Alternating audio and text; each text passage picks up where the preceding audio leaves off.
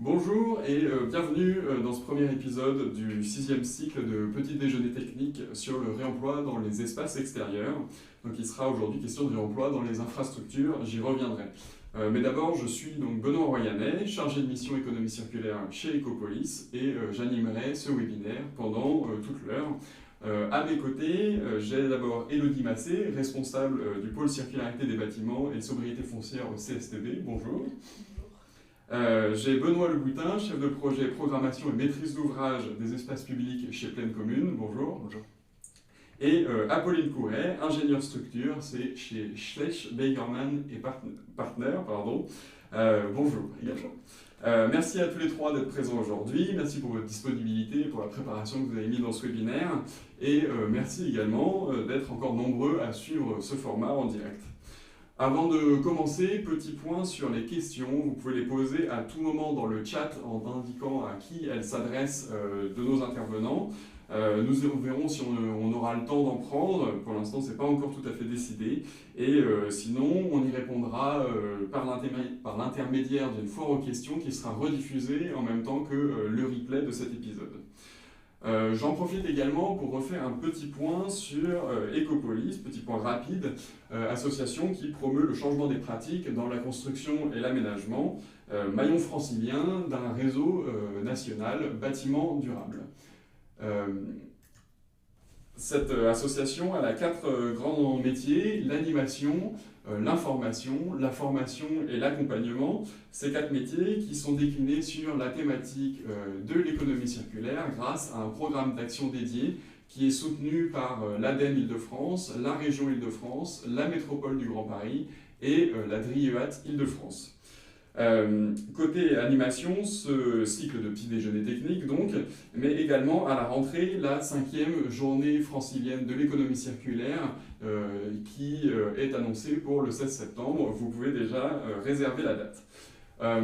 Côté information, ça passe essentiellement par l'espace thématique économie circulaire sur ecopolis.fr qui a été récemment enrichi d'un portail construction circulaire dans le cadre d'un projet partenarial avec la métropole du Grand Paris, avec dessus qui se sont rajoutés une foire aux questions sur l'économie circulaire et le réemploi d'une 50aine de questions, une cartographie des acteurs qui sera bientôt mise en ligne, de nouvelles opérations de Pleine Commune, dont celle dont on va parler juste ensuite, la passerelle du Cibréard, et un dernier outil, le clausier économie circulaire qui comporte environ 107 clauses issues donc du travail de la métropole de la démarche métabolisme urbain 2 de Pleine Commune.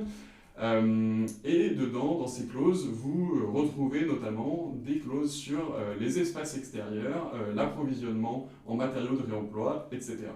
Donc je vous laisse y jeter un coup d'œil.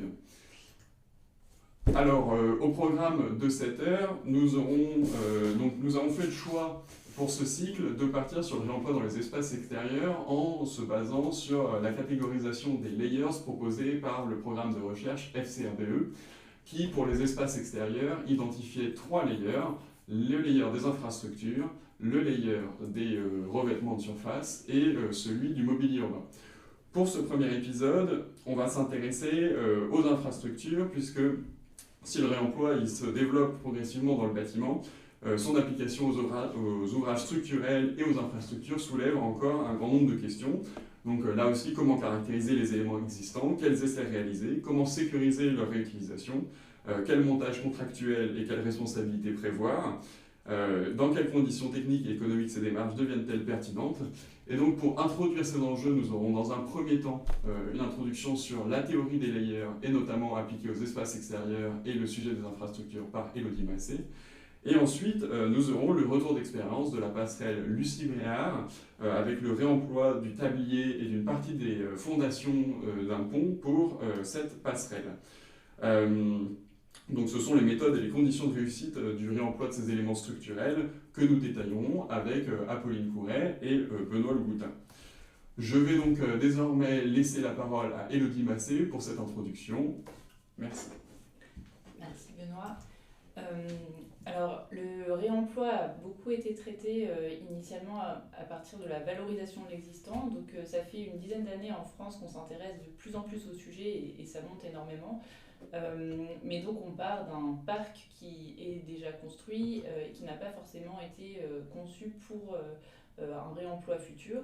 Donc cette notion de réemployabilité future, elle a été beaucoup théorisée dès les années 90 en fait par Stuart Brandt dans un ouvrage qui s'appelle How Buildings Learn What Happens After They are Built.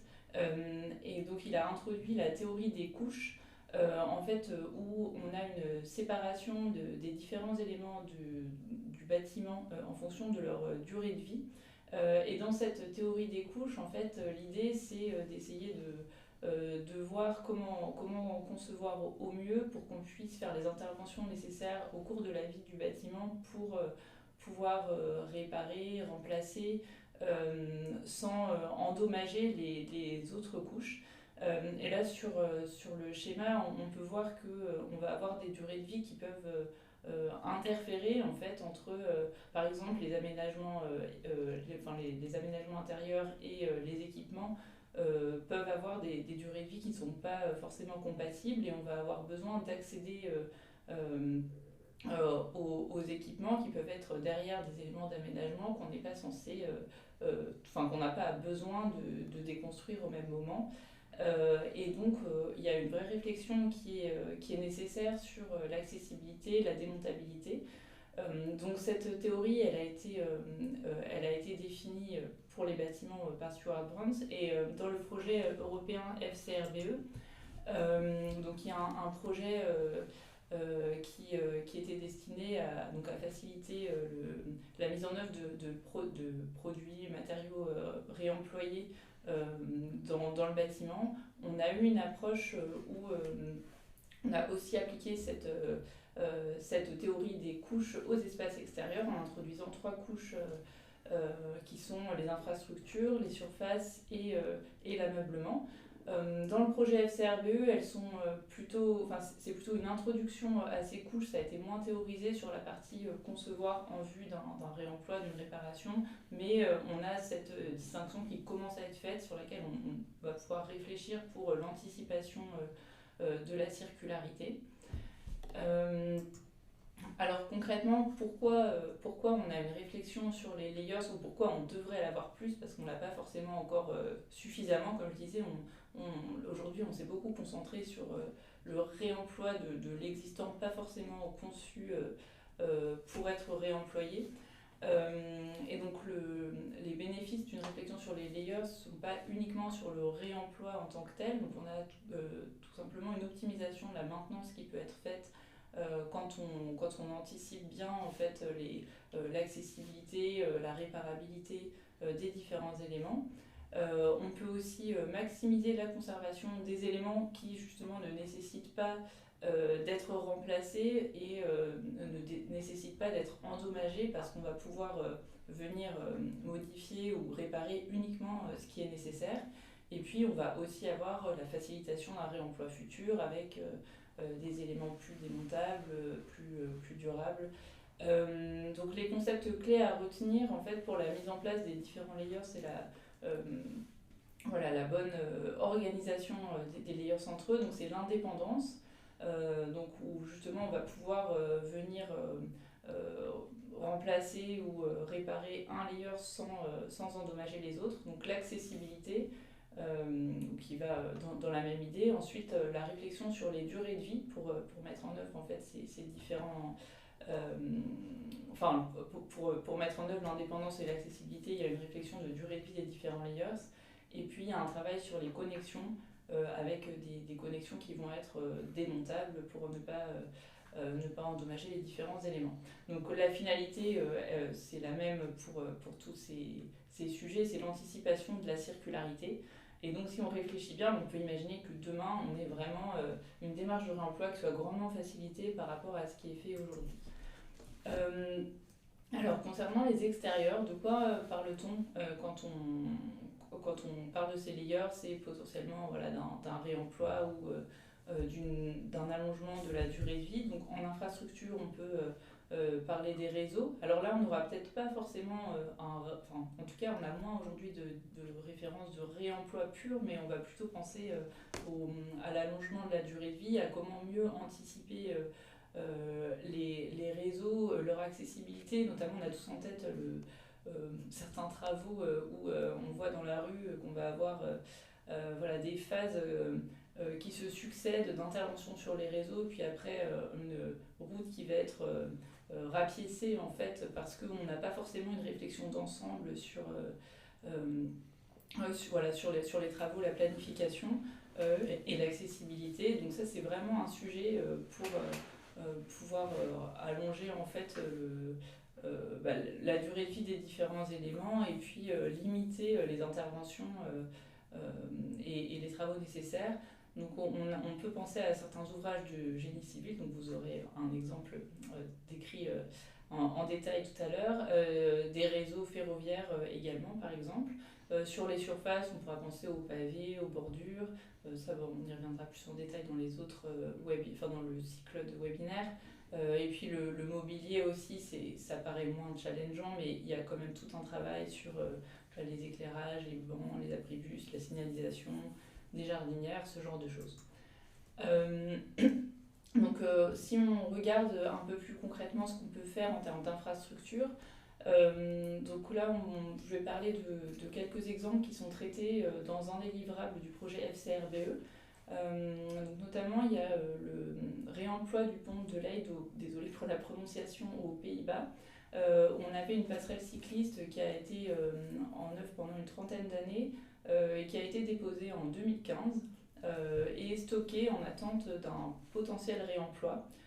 Et finalement, 5 ans après, elle a pu être donc reconditionnée, remise en œuvre à une centaine de kilomètres de son emplacement initial dans un centre hospitalier.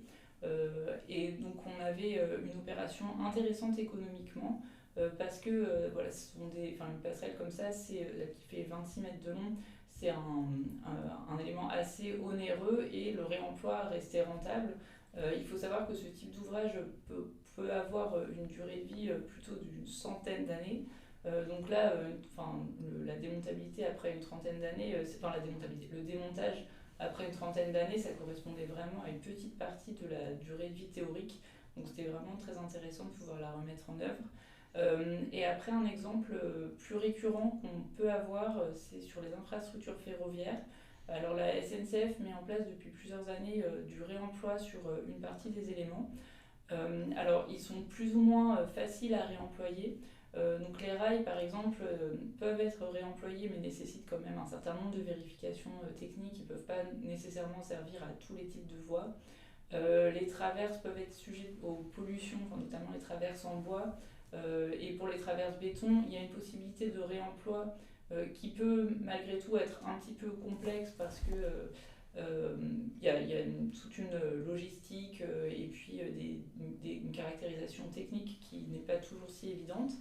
En revanche, les ballasts sont vraiment très très favorables au réemploi parce qu'ils peuvent servir pour tout type de voies, donc y compris les LGV. Et en termes de logistique et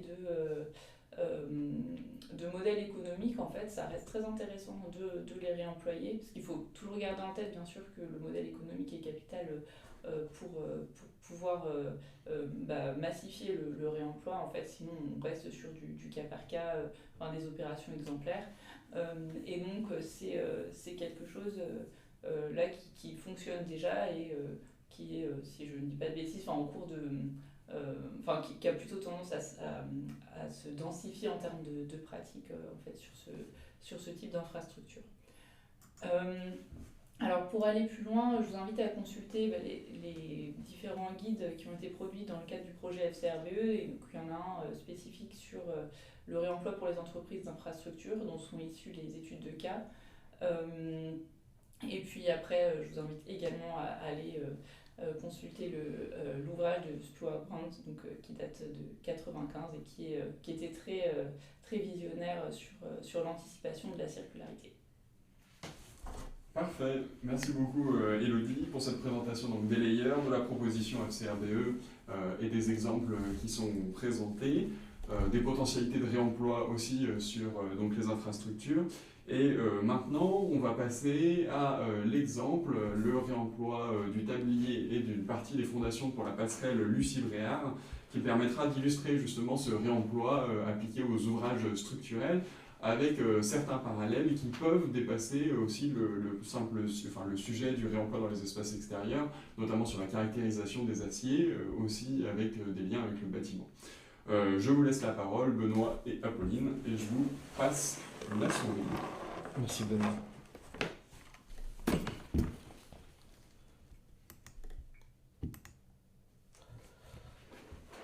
Alors donc ce projet de la passerelle Lucie Bréard, il s'inscrit dans un projet qui est un petit peu plus vaste pour Plaine Commune, puisqu'il s'agit d'un réaménagement du canal Saint-Denis. Le canal Saint-Denis relie le bassin de la Villette à la Seine. C'est un ouvrage qui fait à peu près 6 km de long. Et à la veille des Jeux Olympiques, il a été décidé, notamment par la Solidéo, de consolider cet axe qui est un axe de transport et notamment porteur de mobilité douce assez important, en l'agrémentant. Alors en l'agrémentant par plusieurs ouvrages, des ouvrages linéaires en installant une piste cyclable en rive gauche du canal, c'est ce qu'on voit en rouge sur l'image le long de la route départementale 24, et également en réaménageant les berges de la rive droite qui avaient déjà fait l'objet au début des années 2000 d'un réaménagement. Un réaménagement partiel puisqu'il restait 3 tronçons qui n'étaient pas réaménagés. Donc les tronçons qu'on voit en orange plein et pas en pointillé sont les tronçons qui faisaient l'objet justement d'un réaménagement, ainsi que de 2 franchissements. Un franchissement plutôt au sud du canal à Aubervilliers, la passerelle Pierre-Larousse, et un autre franchissement, le franchissement dont on va parler aujourd'hui, qui deviendra la passerelle Lucie Bréard, et qui lui avait pour but initial de permettre, notamment pendant les Jeux Olympiques, la desserte du Stade de France, la desserte PMR du Stade de France. Alors, si on zoome un petit peu justement sur ce quartier qui est celui qui est autour du Stade de France, il y a plusieurs passerelles qui existaient déjà, passerelles ou ponts qui existaient déjà autour du Stade de France, mais qui n'étaient pas accessibles pour plusieurs raisons, soit parce que c'était des passerelles avec des escaliers ou avec des rampes qui n'étaient pas suffisamment, dont les dimensions et la déclivité n'étaient pas la bonne pour permettre au PMR de franchir le canal. Et il y avait notamment la passerelle de l'Écluse, donc il était initialement prévu que ce soit cette passerelle qui fasse l'objet d'un réaménagement et d'installation de rampes. Et un petit peu au dernier moment, en juin 2021, donc très peu de temps avant la tenue des Jeux Olympiques, à peine 3 ans avant, le maire de Saint-Denis de l'époque, Mathieu Hanotin, prend la décision et réussit à convaincre la Solidéo de plutôt changer un petit peu la focale et de se concentrer sur 2 ouvrages existants, un pont mobile et une passerelle qui sont dysfonctionnels. Donc, c'est le pont mobile, c'est ce qu'on voit en rouge sur l'image. Le pont mobile, en fait, c'est un ouvrage qui avait été construit au moment de la Coupe du Monde, à la fin des années 90, tout début 2000, et qui est un pont qui permettait de laisser passer les bateaux lorsqu'ils en avaient besoin. Donc le pont était fermé en permanence pour les bateaux, et dès qu'un bateau s'ouvrait, le pont était censé s'ouvrir, laisser passer les bateaux. Sauf que les dysfonctionnements de ce pont et la priorité de la navigation fluviale sur le canal ont fait que, en cas de panne du pont, le pont était ouvert pour laisser passer les bateaux et pas les piétons. Donc on avait un gros dysfonctionnement. Et ce pont était assorti d'une passerelle, mais qui avait plutôt été conçue justement pour permettre le passage en cas d'ouverture du pont, donc 15 minutes par jour de temps en temps. Et donc qui était plus du tout compatible avec avec un pont qui dysfonctionnait en permanence. Et donc c'est pour ça qu'il a été retenu un peu in extremis de procéder à la démolition du pont mobile, la démolition de la passerelle existante et la reconstruction d'une nouvelle passerelle, donc une passerelle neuve avec un programme initialement assez simple, qui était celui d'une passerelle un peu classique, on va dire, d'un tablier de 5 mètres, avec des rampes PMR, bien évidemment, puisque c'était l'objet principal du projet. Donc voilà, ça a été lancé en juin 2021, avec un objectif quand même assez serré de livraison à la veille des Jeux, donc en avril 2024, un planning de 11 mois de conception, 4 mois de consultation et ensuite 15 mois de travaux. Je vais laisser la parole à Apolline pour présenter un peu la suite. Merci Benoît. Donc effectivement, à l'automne 2021, un groupement de conception est retenu à la suite de l'appel d'offres lancé par Pleine Commune.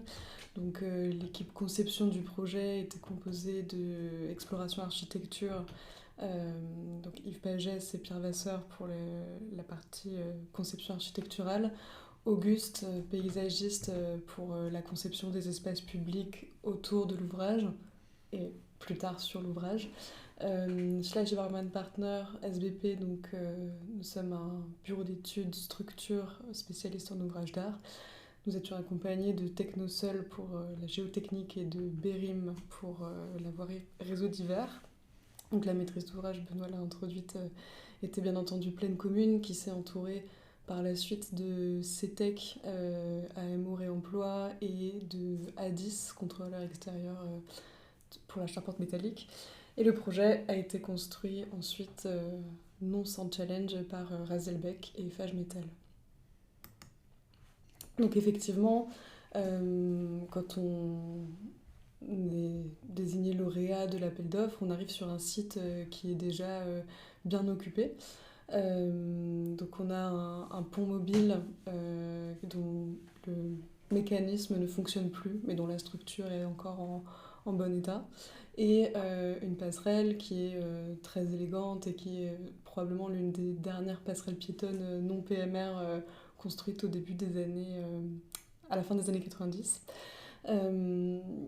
qui donc est très élégante, mais dont la géométrie en marche très pentue l'empêche d'être accessible PMR.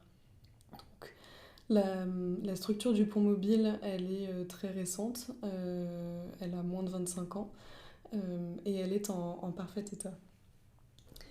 Donc dans ce contexte, on commence au début les études en étudiant en parallèle la démolition du pont mobile et la construction d'une passerelle neuve. Et puis très rapidement au début des études, on se rend compte que la direction de projet qu'on est en train de suivre n'est pas forcément compatible avec les objectifs environnementaux et d'émissions carbone qui sont portés par ailleurs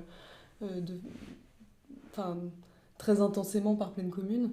Et donc très rapidement on se rend compte qu'on a sur place un ouvrage qui franchit déjà la portée du canal, dont on a par ailleurs toutes les données sur la composition des aciers, les résistances. Enfin, on avait un dossier d'ouvrage exécuté extrêmement complet qui était mis à disposition par Pleine Commune, les certificats matières, les PV de soudure, tous les plans d'atelier, qui faisait qu'on était particulièrement confiant quant au bon état structurel et quant à la bonne connaissance de la structure qu'on avait en main. Et donc, très rapidement après le début des études, on propose à Pleine Commune de modifier un petit peu le programme initial et de réutiliser la charpente du pont mobile pour constituer la travée principale de la future passerelle fixe pour laquelle il nous était passé commande. Donc pour repositionner cette initiative dans le contexte, le moment où on se pose de ces questions-là, on est au début de l'avant-projet, et puis il y a quand même une corrélation non nulle avec les événements géopolitiques de cette période. Donc en février 2022, la Russie envahit l'Ukraine, et immédiatement après, il y a quand même pas mal d'inquiétudes qui naissent dans le secteur de la construction sur l'approvisionnement en acier et la volatilité des prix. Donc le réemploi, dans ce contexte-là, le réemploi de la travée principale du pont mobile était également un moyen de sécuriser un premier franchissement en acier dans le but d'une livraison pour les Jeux Olympiques, donc en 2024, très rapidement après. Pour de sécuriser cet approvisionnement en acier et d'être un petit peu moins sujet à la volatilité des prix dans ce contexte-là. Alors, lorsque l'équipe de maîtrise d'œuvre nous propose justement cette solution de réemploi, à Pleine Commune, c'est vrai qu'on est assez vite séduit par cette proposition. On se dit même qu'on aurait dû y penser un peu plus tôt, puisque on se rend compte qu'on est quand même face à une opportunité qui est assez exceptionnelle en fait, puisque on a un pont qui est dans un espace assez confiné dans lequel il va être possible de travailler. C'est une proposition qui nous séduit aussi parce que c'est une réutilisation, alors non seulement de matière, mais même d'un ouvrage directement in situ, donc sans avoir besoin de le déplacer.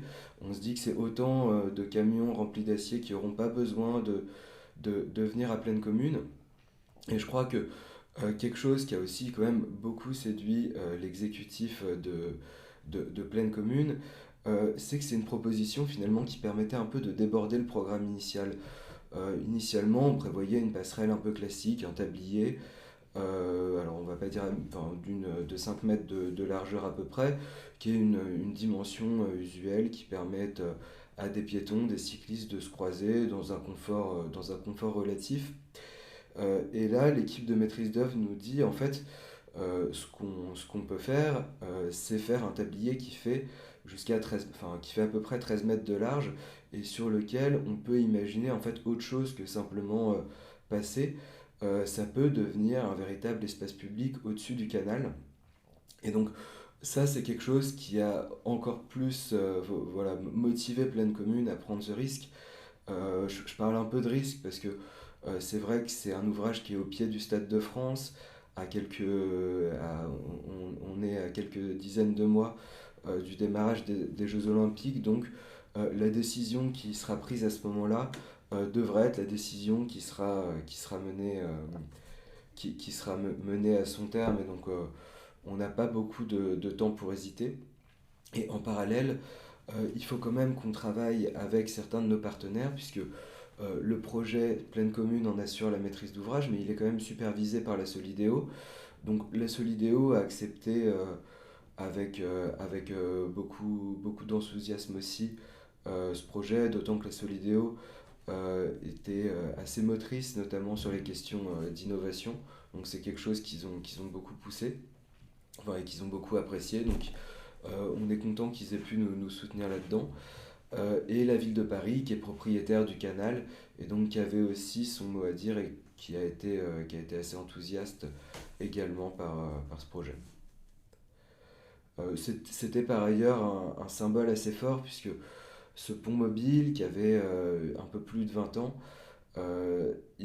c'était un petit peu une sorte d'échec, entre guillemets aussi, un ouvrage qui n'a jamais vraiment fonctionné, donc pouvoir le réutiliser, ça permettait quand même aussi sur le symbole de garder un peu la face par rapport à tout ça.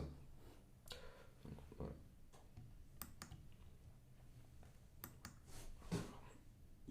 Merci.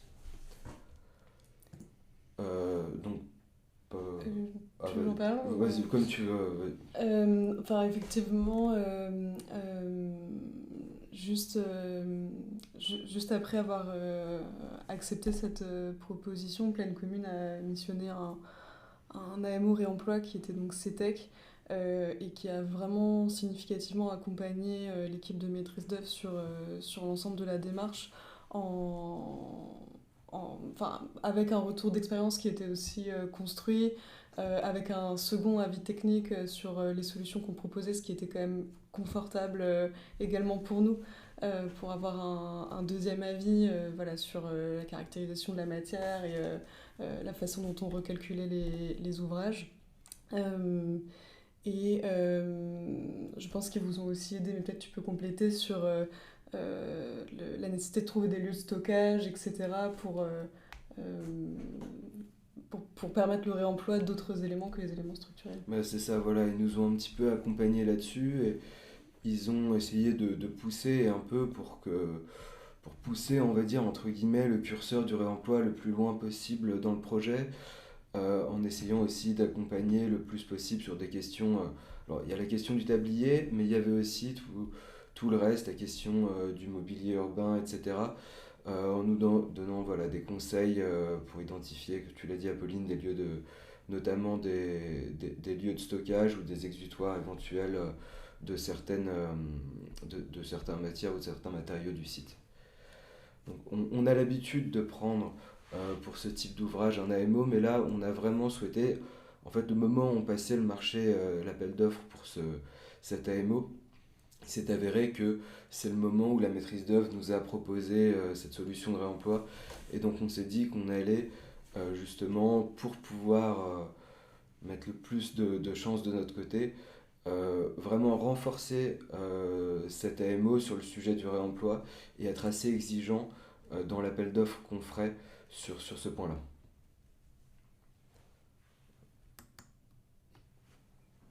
Donc le sujet du réemploi, il a quand même nécessité quelques adaptations.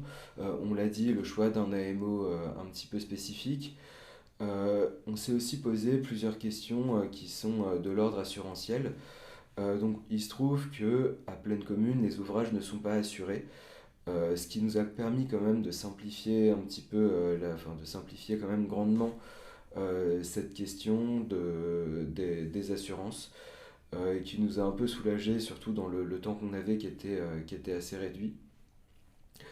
Après, il y avait aussi des questions de contraintes qu'on a dû accepter. Et là, les élus, qui sont notamment décisionnaires à Plaine Commune, ont très bien compris aussi ce sujet du réemploi et de se dire qu'il y a des choses donc qu'il fallait accepter comme telles puisqu'il s'agissait de réemploi. Ces choses, ça peut être différents éléments, la forme évidemment de l'ouvrage, mais aussi accepter peut-être un chantier avec des nuisances un petit peu plus longues sur certains points, c'est-à-dire que le tablier a été transformé sur place, transformé et rénové sur place, donc un temps de chantier peut-être un petit peu plus long, avec des opérations qui peuvent pour certaines être un petit peu bruyantes, bon, pas beaucoup plus qu'un chantier classique, mais c'est quand même des choses qu'il faut accepter, c'est que sur le territoire en question, il y a une partie des travaux qui doivent se faire. Donc il a aussi fallu adapter le marché de maîtrise d'œuvre. Le marché de maîtrise d'œuvre, il y avait 7 tranches fermes qui étaient celles de la réalisation d'une nouvelle passerelle, mais il y avait 2 tranches optionnelles qui étaient la démolition du pont mobile d'une part et de la passerelle piétonne d'autre part. Donc on a fusionné les 2 tranches par un avenant, donc une procédure finalement assez classique.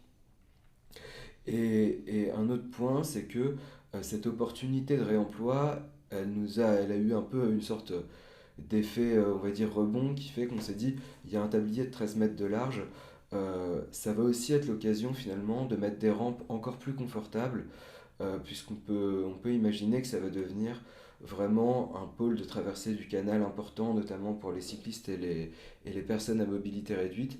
Les rampes qui étaient prévues à 3 mètres ont été passées à 3,50 m pendant la phase d'étude à la demande de la maîtrise d'ouvrage, pour justement renforcer le confort de l'ouvrage. Et on a également dû lancer des investigations complémentaires sur l'ouvrage. Voilà, c'était des investigations qui nous ont été demandées notamment par la maîtrise d'œuvre et éventuellement par l'assistance à maîtrise d'ouvrage.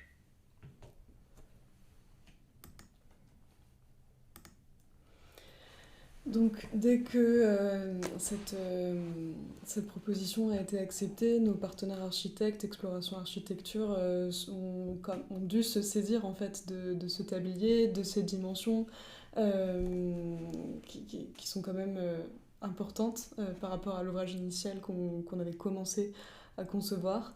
Et donc le propos qu'ils ont développé pour l'ouvrage, c'était d'avoir un dispositif de cohérence sur tout le long du linéaire qui permet d'unifier la structure des rampes qui est donc en acier neuf et le tablier réemployé, afin de ne pas avoir une esthétique réemploi, mais vraiment un ouvrage qui a l'allure d'un ouvrage neuf et qui est composé d'un tablier de réemploi. Donc il y a eu vraiment un travail de conception très abouti sur le garde-corps qui s'est poursuivi jusque dans le suivi de fabrication avec pas mal d'intensité, parce que c'est vraiment un élément, un marqueur visuel très très important du projet. Pour ce qui est de la transformation du tablier, donc comme on a pu le dire, la structure était en très bon état. On a quand même demandé à Plaine Commune de mandater un diagnostic de la charpente métallique qui avait pour but de vraiment repérer les éventuels défauts qui étaient sur le tablier. Quand on parle de défauts, on parle surtout de défaillance locale de la protection anti-corrosion. C'est pour ça qu'on a prévu dans le cadre du marché de travaux la remise en peinture totale de l'ouvrage. Afin de toute façon, la durée de vie d'une protection anti-corrosion, c'est entre 20 et 25 ans, donc on était de toute façon à peu près au moment où il aurait fallu refaire la protection anti-corrosion du pont existant. Et ensuite, le parti pris a été d'avoir une transformation assez minimale du tablier réemployé. Donc on a retiré les garde-corps et les trottoirs, on va dire, qui bordaient l'ancienne route. Les corniches, enfin les profils de rive qui supportaient le garde-corps ont également été retirés parce qu'ils étaient très corrodés par rapport au reste de l'ouvrage. Et le fait de mettre des nouveaux profilés de rive nous permettait aussi d'adapter le calpinage des fixations aux nouveaux garde-corps qu'on était en train de concevoir. Donc voilà, on a vraiment modifié les rives, modifié le système d'étanchéité. Donc on a mis en œuvre une étanchéité liquide circulable qui est classiquement mise en œuvre sur ce type d'ouvrage piéton. Et il y a eu le souhait des architectes d'ajouter une sous-face en caillebotis, qui a une fonction esthétique d'une part. Vous le verrez peut-être sur des photos dans la suite de la présentation, mais il y a un effet visuel en sous-face qui est vraiment appréciable. Et ces caillebotis ont également une fonction de protection vis-à-vis du nichage de volatiles qui peut dégrader la protection anti-corrosion de l'ouvrage plus rapidement que prévu. En plan, on voit également donc voilà, que les transformations ont été assez minimales. On a ajouté des renforts diagonaux que vous voyez donc en bleu à l'écran, puisque les lignes d'appui, je vais y revenir après, ont été modifiées par rapport aux lignes d'appui initiales de l'ouvrage. Donc on a dû ajouter des renforts locaux.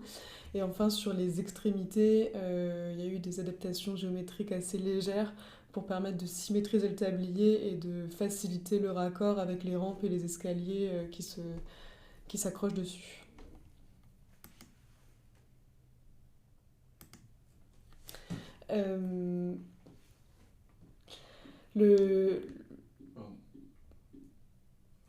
C'était ça.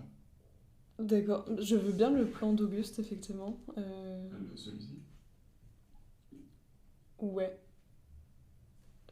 Il y a dû y avoir un bug peut-être avant. Mais bon, c'est pas mal si je peux en parler. Après, on retourne au schéma statique éventuellement. Merci. Ouais, okay. Désolée pour ce petit bug.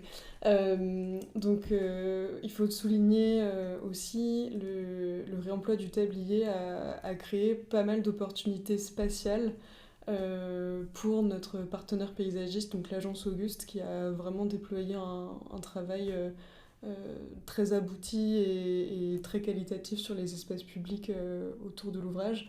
Donc le réemploi du tablier permettait d'avoir un aménagement avec 3 séquences, on va dire. Sur le pont, la largeur permettait d'avoir une place haute, avec donc des aménagements pour pouvoir s'asseoir, avoir des vues sur le canal et un point de vue vraiment privilégié sur le canal qu'on a finalement nulle part ailleurs sur le territoire à cet endroit-là. L'ancienne fosse de garage du pont mobile que vous avez pu voir en photo au début de la présentation a été conservée quasiment à l'identique avec la mise en œuvre d'une étanchéité et ceci dans le but de le transformer en jardin d'eau et d'amener de la fraîcheur, de la végétation dans un environnement qui est quand même assez minéral, en tout cas avant la réalisation du projet. Et sur la rive est, donc sur la droite de l'image, Auguste a tiré parti donc, de la géométrie créée par les rampes pour créer une aire de jeu pour enfants, aménagement qui a également fait l'objet d'une concertation avec les habitants menée par Plaine Commune. Donc si je retourne sur les sujets, on va dire un peu plus techniques, il y avait un des défis principaux de la conception, outre la qualification de la matière qui finalement n'a pas posé énormément de problèmes du fait de la documentation très exhaustive et du diagnostic qui a été conduit et qui concluait à un état tout à fait sain de la structure métallique, c'est qu'on a modifié le schéma statique et la position des appuis du tablier par rapport aux anciennes configurations. Donc dans le projet initial de pont mobile, le pont était calculé pour être soit en configuration navigation, donc à ce moment-là il était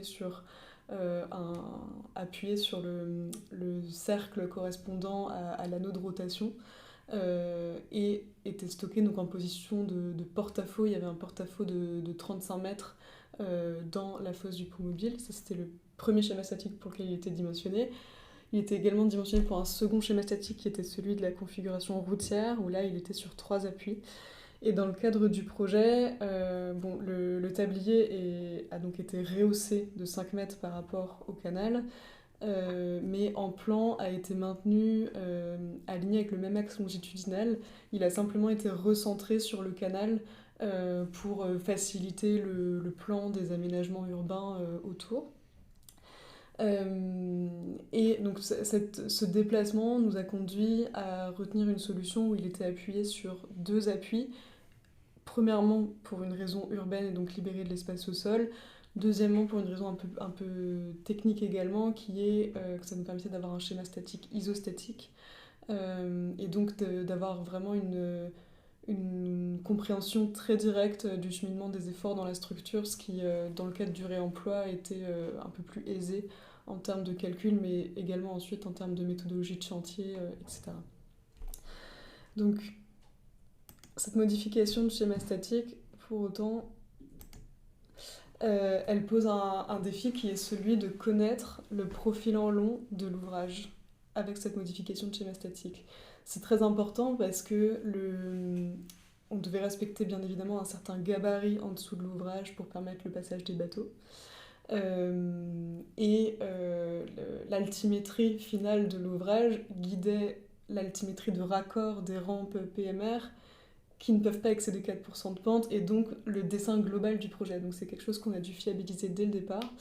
Et donc pour ça, on a dû se soumettre à un processus de recalcul des déformés de l'ouvrage.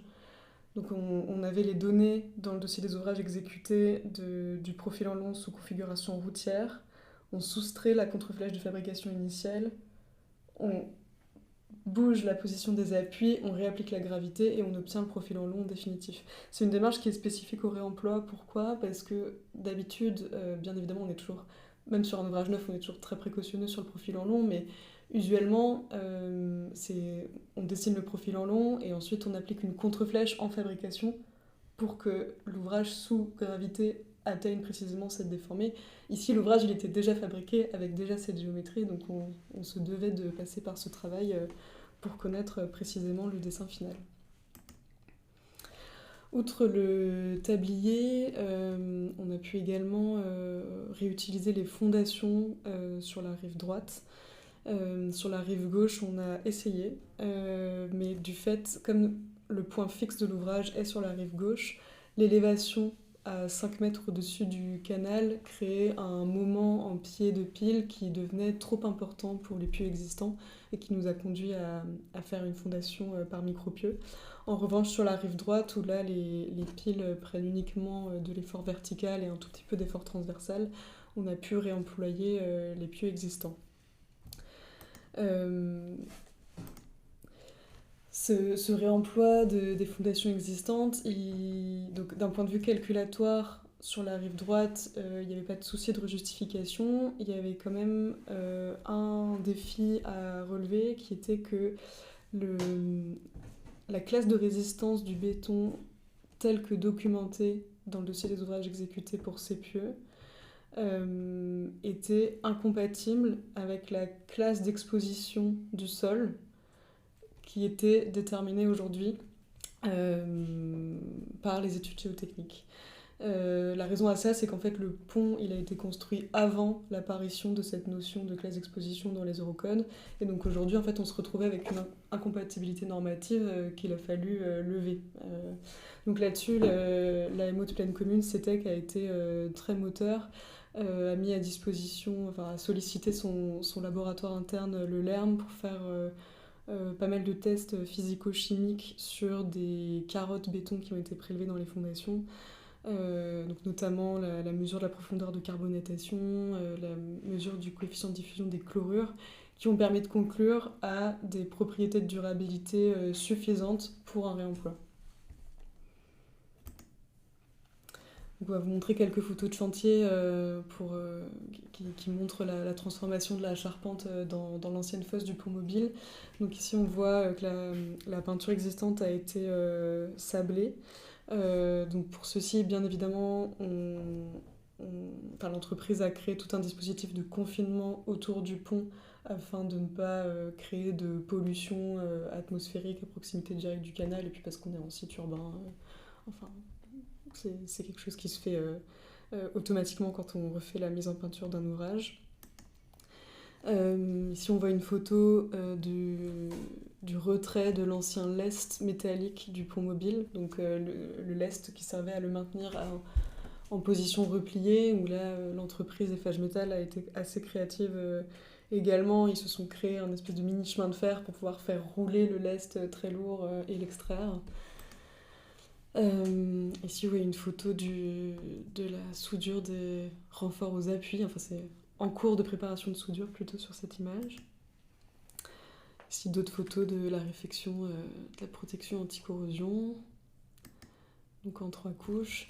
Et enfin le levage était également un défi du chantier, puisque, et là on a vraiment bénéficié du savoir-faire de l'entreprise Eiffage Métal et de son sous-traitant Sarens. En fait, le tablier étant plus gros qu'une passerelle usuelle, forcément le poids à lever est bien plus important que celui d'une passerelle piétonne d'usage similaire. Donc on avait initialement imaginé en conception de réutiliser le mécanisme manuellement pour le faire tourner et ensuite venir le lever à 2 grues, mais l'entreprise Eiffage Métal a proposé une solution qui était plus pertinente et plus adaptée à la configuration du lieu, avec le recours à une barge, donc via leur sous-traitant Sarens, et à des camags. Donc en fait, des camags, c'est des espèces d'engins avec beaucoup de roues qui peuvent lever des charges très lourdes et faire des déplacements vraiment millimétrés de façon très contrôlée. Donc concrètement, le pont a été vériné dans sa fosse. Ensuite, la barge est arrivée juste à côté, les camags ont roulé sous le pont pour le prendre en charge, le ramener sur la barge, et ensuite la rotation a été faite par les camags sur la barge pour l'amener en position définitive. Donc ça a pris, c'est une opération coup de poing qui s'est déroulée sur 2 jours au cours de août 2023, sous le regard de quelques spectateurs curieux. Donc sur ce projet, nous à Pleine Commune, on est totalement satisfait. Tous les habitants sont évidemment très contents parce que déjà c'est un projet qui répond à un usage et une attente qui était extrêmement forte. Donc on a évidemment fait face à quelques difficultés. Là, on n'a pas forcément beaucoup pris le temps d'en parler, mais dans le réemploi, on peut aussi avoir des mauvaises surprises. On a trouvé une sorte de contrepoids qui était dans un béton alourdi, donc quelque chose qui a nécessité quand même des travaux importants, qui a donné beaucoup de fil à retordre aux entreprises, à la maîtrise d'œuvre pour trouver des solutions. Il fallait aussi courir contre le temps justement et trouver des solutions qui fonctionnent, donc ça n'avait pas forcément été des moments évidents. Il y a eu plutôt des bonnes surprises aussi. Il y a une partie de la peinture du pont, la première couche, qui a pu être conservée, donc il n'y a pas que des mauvaises surprises dans le réemploi. Et c'est vrai qu'à Pleine Commune, nous, ça nous donne envie de poursuivre un petit peu. On a parlé de la passerelle piétonne qui a été conservée pendant toute la durée des travaux parce elle était indispensable au fonctionnement et au quotidien des habitants. Donc cette passerelle, aujourd'hui, maintenant que la nouvelle passerelle est construite, elle est plus tellement utile. Pour l'instant, entre guillemets, elle reste là où elle est parce que aujourd'hui, à Pleine Commune, on n'a pas trouvé de meilleur lieu que de stockage que de la laisser là où elle est pour le moment. Mais on réfléchit à pouvoir peut-être la réemployer un jour quelque part à un endroit où elle pourrait avoir sa place. Donc, enfin, je crois que voilà, Pleine Commune est quand même assez séduit par le réemploi d'ouvrages d'art au point de vouloir en refaire à nouveau. Effectivement, Benoît a commencé à en parler. Si on doit communiquer un retour d'expérience sur cette expérience, bon, déjà, on était quand même dans une configuration très privilégiée. On l'a dit, on avait tout le dossier des ouvrages exécutés, Pleine Commune qui était déjà propriétaire de l'ouvrage, donc on avait quand même toutes les planètes alignées pour pouvoir mettre en œuvre ce réemploi à grande échelle. Si on devait refaire quelque chose au stade de la conception, ce serait peut-être davantage d'investigation, y compris destructive. En effet, on a fait des investigations non destructives, mais pendant le chantier, on a découvert un état de corrosion sur certaines zones en dessous des trottoirs qui nous a amené à faire des vérifications complémentaires et à modifier le complexe d'étanchéité liquide. Et comme Benoît a commencé à en parler, on a également il y a une partie vraiment non négligeable de l'énergie du chantier qui a été consacrée au retrait de ce contrepoids qui était à l'intérieur de la charpente. En fait, ce contrepoids, dans les dossiers des ouvrages exécutés, il était légendé de façon un peu ambiguë, ce qui nous a conduit à interpréter que c'était un matériau granulaire, donc dont l'extraction pouvait se faire assez facilement. Et en fait, quand l'entreprise a commencé à investiguer réellement le tablier, on s'est rendu compte que c'était un béton lourd qui était complètement imbriqué dans les raidisseurs de la charpente métallique. Et voilà, l'extraction de ce contrepoids, je pense qu'Eiffage Métal s'en souvient encore, c'est vraiment une difficulté c'est la difficulté majeure qu'on a rencontrée pendant le chantier. Ah, je pense.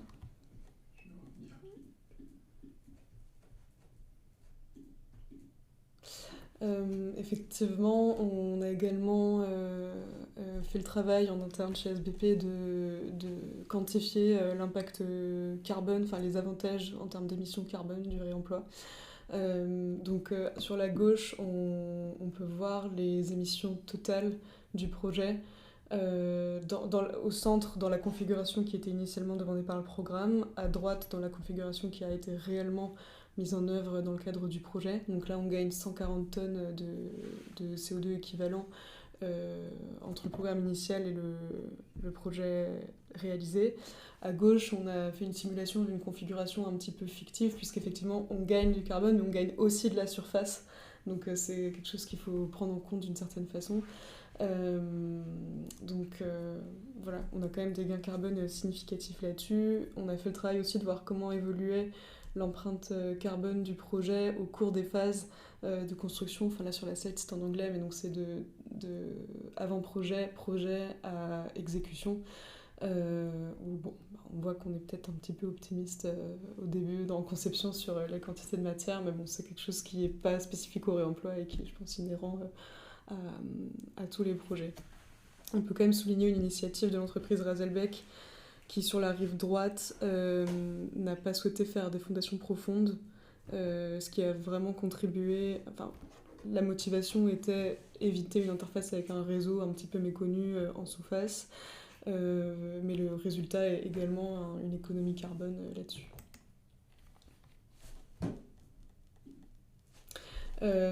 Si on doit peut-être pour conclure insérer le projet dans l'évolution documentaire et l'évolution du cadre normatif, donc la conception du projet elle s'est faite en 2022. À ce moment-là, il y avait des normes de requalification des aciers existants qui existaient au Royaume-Uni, mais pas encore en France. Et à partir de 2023, il y a eu la publication de pas mal de guides professionnels qui ont mené jusqu'à la publication d'une norme expérimentale européenne puis française fin 2024 puis 2025. Et donc voilà, on a un référentiel normatif aujourd'hui qui est assez robuste pour la requalification de l'acier existant, qui est aujourd'hui plutôt orienté bâtiment, mais dont les principes s'appliquent en grande partie aux ouvrages d'art également.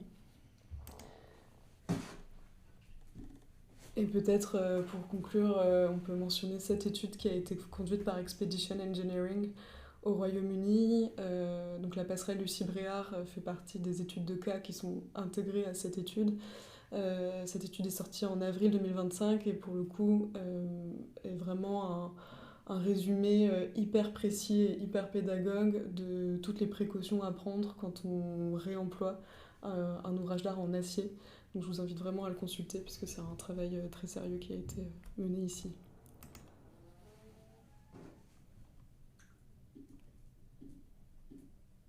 Et donc pour conclure, vous voyez là une photo de la passerelle finie. Donc bon, on est passé sur tous les défis qu'on a rencontrés à la fois en conception et en chantier. Ce qu'il faut en retenir, c'est que quand même l'ensemble des parties prenantes ont déployé énormément d'énergie pour permettre de mener ce projet jusqu'au bout, y compris les entreprises qui ont quand même vraiment beaucoup charbonné sur la fin pour tenir les délais. Mais voilà, l'ouvrage a pu être mis en service quelques semaines avant les Jeux Olympiques et est aujourd'hui apprécié par son maître d'ouvrage et par les riverains. Voilà, merci beaucoup. Merci beaucoup à tous les deux. Si on devait reprendre un petit peu les points positifs, récapituler les grands points positifs qui ont permis le réemploi et qui se sont bien passés, et les grands points, en tout cas les points négatifs qui ont peut-être mis un petit peu à des moments en doute la démarche de réemploi, on aurait la question du site favorable avec une fosse qui permet la requalification du pont in situ. On aurait un tablier donc, qui se prête à cet exercice-là du réemploi par sa largeur et qui permet de nouveaux usages. On aurait le dossier justement des ouvrages exécutés qui avait assez en tout cas sur une grande partie de l'ouvrage, assez précis pour permettre le réemploi et d'avoir une certitude sur la qualité de l'acier utilisé. Les points plus difficiles, c'est qu'à ce moment-là, la norme n'était pas, la question des règles professionnelles sur le réemploi de l'acier n'était pas sortie encore. Donc il y avait peut-être pas une incertitude, mais une facilitation actuelle par rapport à la situation initiale. Et un changement de la norme, en tout cas pour les fondations sur le milieu, qui a nécessité également une requalification de sol et des tests pour pouvoir valider ce réemploi des fondations, et la question du lest, la question des tests soit non destructifs, soit destructifs, pour justement s'assurer de l'existant en fait dans son entièreté. Est-ce que j'oublie quelque chose Non, je pense que c'est ce qu'on a dit. Peut-être un point qui est spécifique aux passerelles piétonnes, mais j'en ai pas parlé, mais du coup, en une phrase. Sur les ouvrages d'art métallique, il y a quand même une question qui est celle de la fatigue, qui ici n'était pas un sujet puisque l'ouvrage était réemployé comme passerelle piétonne. On se poserait bien plus de questions s'il était réemployé comme un ouvrage routier ou ferroviaire. Ok, merci. On l'a vu dans ce projet, en plus il n'y a pas que du réemploi sur le tablier, il y avait du réemploi de mobilier, du réemploi de revêtements de surface. On n'en a pas parlé ici, le but c'est pas de se dire qu'un projet ne doit se concentrer que sur un layer, c'est de pouvoir faire un focus justement sur un de ces layers dans une démarche globale d'économie circulaire et de réemploi. Ça me permet de faire le lien avec les prochains rendez-vous de ces cycles de petit déjeuner technique. Rendez-vous la semaine prochaine, le 18 juin, sur un épisode sur les surfaces, comment requalifier les sols urbains en réemploi. On accueillera Marie Puy-Jalon et Nolan Bouvier pour nous présenter le projet de Grand Chemin sur l'EPT Est Ensemble, qui donc réemploie une grande partie de pavés avec de nombreux gisements de provenance différentes, à cheval sur plusieurs villes, et donc plusieurs marchés passés, etc. On pourra voir ça ensemble la semaine prochaine. Et dans 2 semaines, un épisode sur le mobilier urbain, comment rééquiper l'espace public en réemploi, avec un exemple sur l'îlot Regensburg à Clermont-Ferrand, avec de la requalification de mobilier, donc notamment de bancs. Et on parlera également du label 2EC du CEREMA qui a accompagné ce projet. Quelques autres prochains rendez-vous chez Ecopolis, la visite d'un centre de géothermie dans le programme établissement de santé et énergie, vendredi 19 juin. Encore sur le programme établissement de santé, un webinaire sur la question des réseaux de froid en établissement de santé, jeudi 30 juin. Une autre visite, cette fois-ci de la carrière de Noyant, donc sur l'extraction de la pierre naturelle, découpe, etc. Ce sera jeudi 2 juillet. Donc de 9h15 à 14h avec le déjeuner inclus. Vous pouvez scanner le QR code pour vous inscrire, sinon vous avez là aussi tout sur le site d'Ecopolis. Ensuite, le tourbus que nous avons fait nous, côté EC, il y a peu de temps, revient pour une nouvelle édition chambre le mardi 7 juillet, donc ça dure toute la journée. C'est dans le parc naturel régional du Gâtinais français. Et il y aura des visites de 3 projets, d'une chambrière et d'un champ, pour donc tout voir de la source à l'intégration dans les projets. Donc ça sera côté matériaux biosourcés et géosourcés. Et enfin, pour les démarches BDF et QDF, nous aurons les formations BDF et QDF qui arrivent bientôt. Et les 2 prochaines commissions, le 23 juin au siège de la DRIEAT et le 9 juillet pour la 70e commission à Sciences Po Paris. Tous ces événements sont proposés gratuitement par Ecopolis.